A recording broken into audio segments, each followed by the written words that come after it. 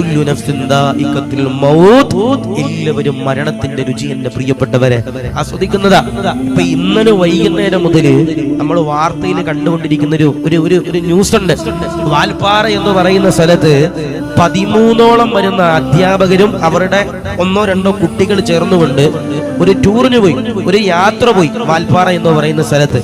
അവര് തിരിച്ചു വരുന്ന വഴി വാഹനത്തിന്റെ ആ ഒരു കേടുപാട് സംഭവിച്ച് വാഹനം പെട്ടെന്ന് 500 അടിയോളം താഴത്തേക്ക് വീണിട്ട് 9ഓളം വരുന്ന ആളുകൾ എന്റെ പ്രിയപ്പെട്ടവരെ വിട പറഞ്ഞു പോയി. അല്ലാഹുവേ, അവർക്കൊക്കെ നീ സ്വർഗം നൽകണേ റഹ്മാനെ, അവരുടെ കുടുംബത്തിന് നീ ക്ഷമ നൽകണേ റഹ്മാനെ, സമാധാനം നൽകണേ റഹ്മാനെ.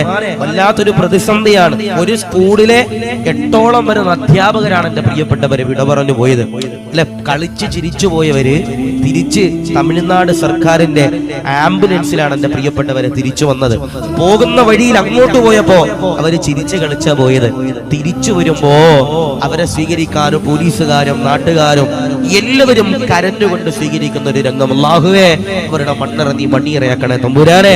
അല്ലാഹു, മരിച്ചുപോയ അവരുടെ കുടുംബാദികൾ അല്ലാഹു അവർക്കൊക്കെ നീ ക്ഷമ നൽകണേ റഹ്മാനെ, അവരുടെ മക്കളെ എല്ലാം നീ ഏറ്റെടുക്കണേ തമ്പുരാനെ, എല്ലാവിധ സമാധാനങ്ങളും നൽകണേ റഹ്മാനെ. സാന്ദർഭികമായി നിങ്ങളോട് പറയാ, യാത്രയൊക്കെ പോകുമ്പോ ശ്രദ്ധിക്കണം.